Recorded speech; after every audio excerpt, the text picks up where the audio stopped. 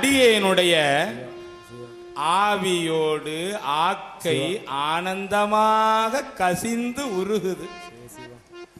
அன்பினால் தான் இதெல்லாம் நடக்கும். அன்பு இருந்தாதான்.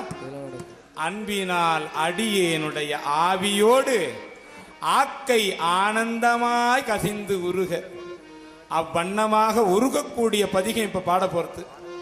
கொஞ்சம் கூர்ந்து கவனித்து பாடுங்க.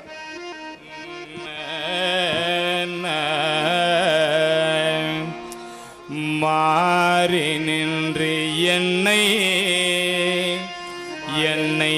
மயக்கிடும் வஞ்ச